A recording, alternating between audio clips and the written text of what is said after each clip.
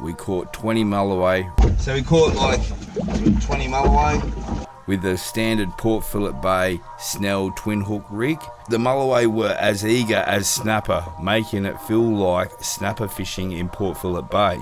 We stayed at Victor Harbour, just 15 minutes away, where it's possible to catch both tuna and mulloway in the same day.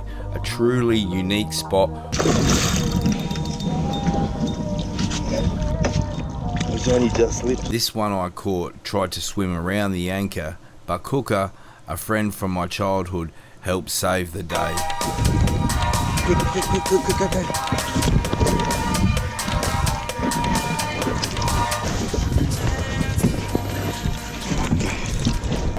And it's a pretty interesting story because on top of catching the 20 mulloway, I hadn't seen my friend for about 25 years. There was a bunch of us that lived in Adelaide. We used to just love fishing. That's all we did was fish. And it's just funny how as you get older, the same friends are into the same things as when they were kids. To set things up, there was a little crew, and we all used to wake up at like 7 o'clock in the morning or even earlier, and we'd all run out from our houses and we'd run down to West Lakes, which is like an estuary and it's full of bream. This is where we all did our fishing and all lived close by. Coming up to my old mate Brett's house. Right there, it's changed quite a lot. The lake is right in front of his house. A lot of fishing used to be done just here. People getting mulloway out in the middle on kayaks. There was no parents. Jimmy's grandpa used to come out and he'd always walk down to the bait shop and buy us bait. He was a top bloke. So there's this place in South Australia called the Gates. We used to call it the Gates, and we used to always fish there. Lots of things happened there over the lifetime. There's two sides of it. There was one side on the lake side. Haven't fished here for at least 10 years. No fishing within 20 metres of the bridge and 6 metres of property boundary. So you can't fish in there anymore. There's the gates that go out to the Port River and back out to the sea. And the other side was the Port Road side. Been many years since I've done this. Port River side.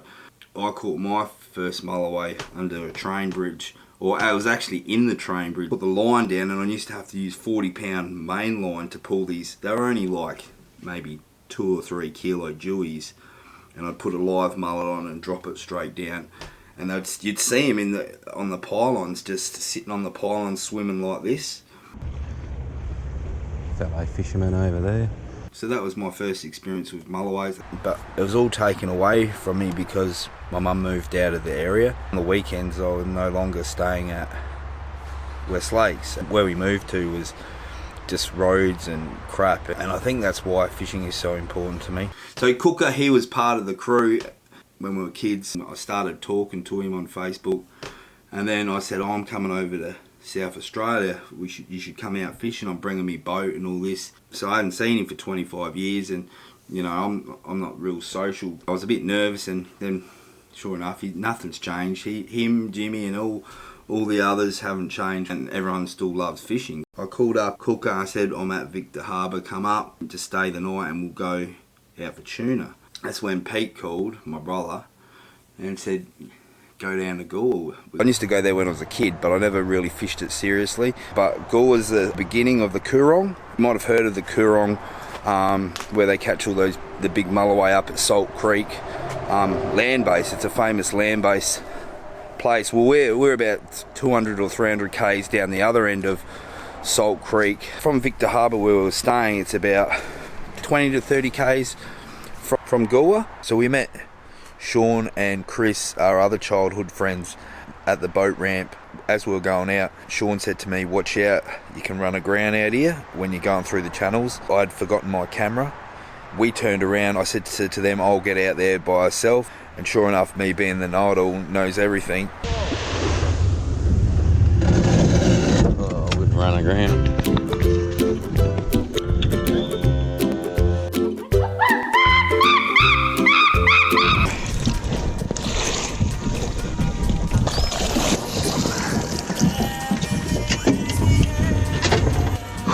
Good work, Cookie. That's half your fish, mate. If I didn't have you then, I would never have caught that fish. This is the business end, Salt Creek area.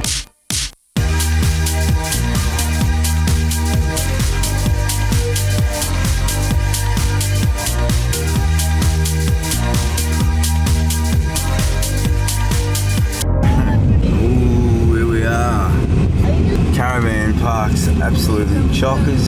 So there's the beach. How long since we've had a real good family holiday? Excited? Yeah. Might have to jiggle it. We just hit the garage. Oh, I found it. Yeah.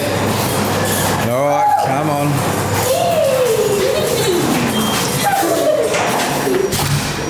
Here we are. Here we are, boys and girls. This is what I wanted. Here we go.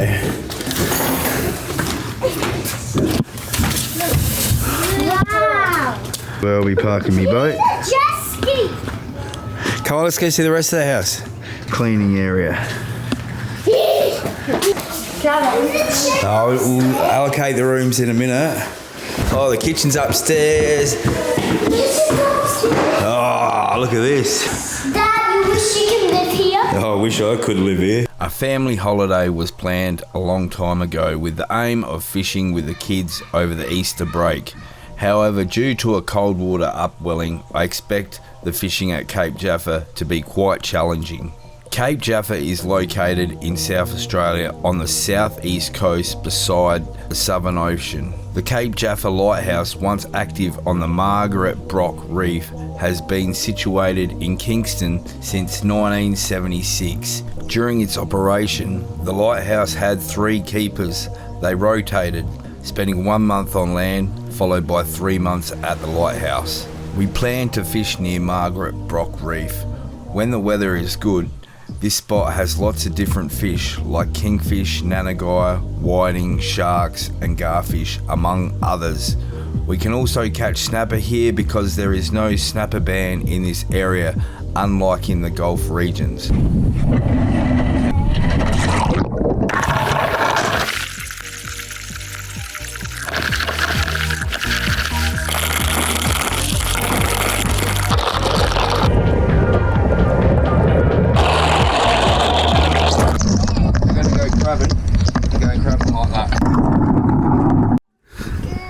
No blueies, but we knew there wasn't going to be blueies.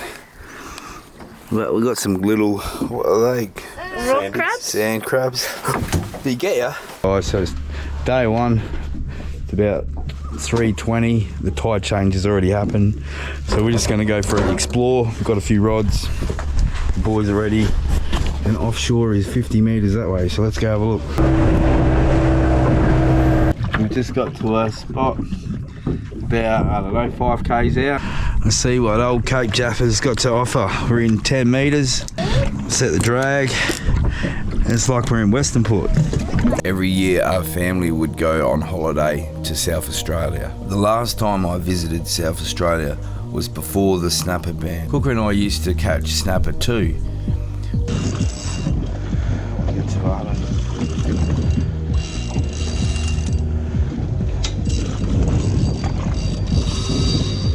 Yeah, same colour, I reckon. No? Yeah. First SA red. Decent too. Yes. Cooker came up with this invention to float a GoPro out and we could try to film the rod buckling. This was the first time using the gadget. Oh, you're on! Oh, that's enough of it. Unfortunately, we lost the fish, but we caught others. Some years we'd get the snapper, some years we wouldn't. My brother would always lure us out on his big ass boat with a promise to go to the snapper grounds, but they always ended up on the piss.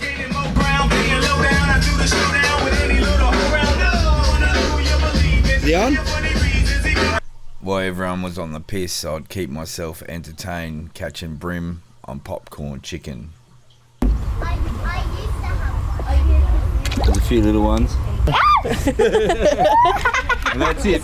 Video. I am videoing. And that's how you catch God, we're gonna a bream. Take a photo. Popcorn chicken bream. We're just drifting a couple of paternosters out. Probably can't have more than 2. The water is so green. What's left of the lighthouse is in the background. Righto, so we're getting bugger all.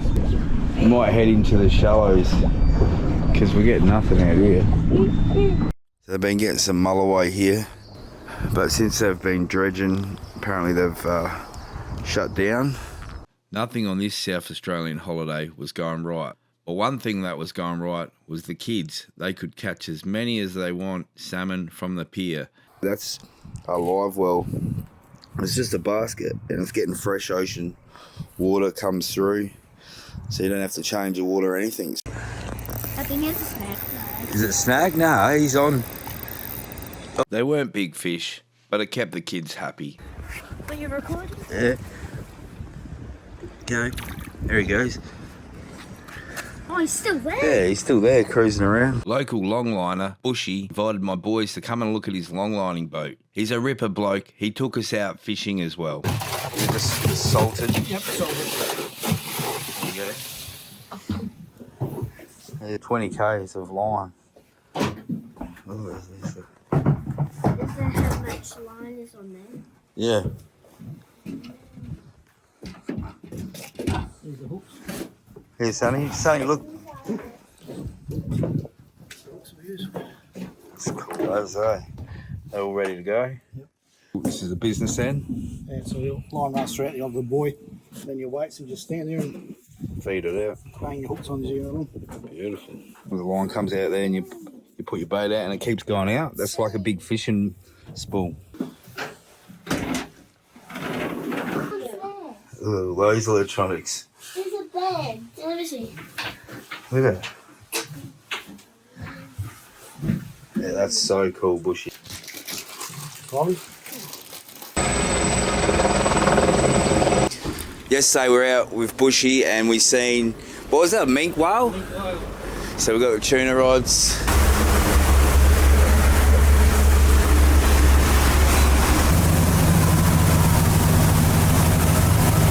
Bushy, you lost one yesterday, eh?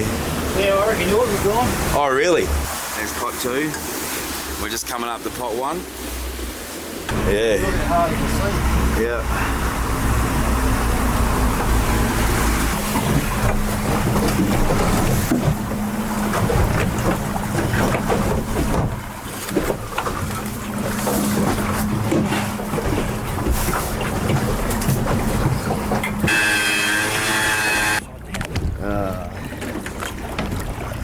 Pledge to a dance for the boat. But dude, those shaking. Don't, not like that. We're going to try and net some gars. Do a bit of spotlighting, as we call it in SA, dabbing. Well, we're going to do some dabbing, Yeah. some garring. It's a big thing in SA, the old spotlighting gar. So we're gonna stab big fish. What'd you say? We're going to stab big fish? Yeah. We're netting them. Where are we putting them? In the esky? Yes, yeah, I suppose. Show the camera. I reckon the Easter bunny has just rocked up. So we'll go get the kids up and see what they can find.